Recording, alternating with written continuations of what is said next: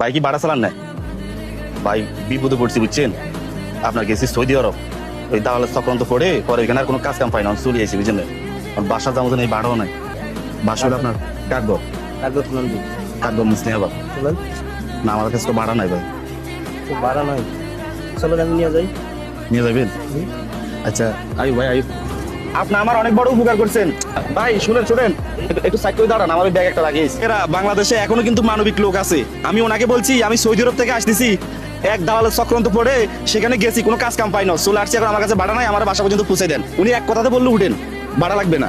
এই যে সিএনজি যদি ভাড়া মারেন, দৈনিক আপনার জন্য কত টাকা বেতন থাকে সবকিছু দিয়ে তুই। এই 500-700 টাকা তাই। এখন উনি আমাদেরকে যে মানবতাটা দেখাইছে, ওনার জন্য আমরা কি করতে পারি? আমরা অবশ্যই মনে করি মানবতা দেখাইতে হবে অবশ্যই, যেহেতু উনি যখন মানবতা দেখাইছে আমরা দেখাইতে হবে।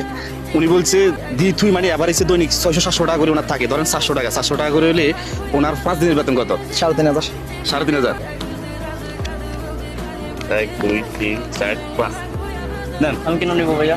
নেন, এটা আমি আপনাকে খুশি চাইছি, এটা আপনার সততার কারণে বুঝছেন, যেন মানুষ বিপদে পড়লে এগিয়ে আসে।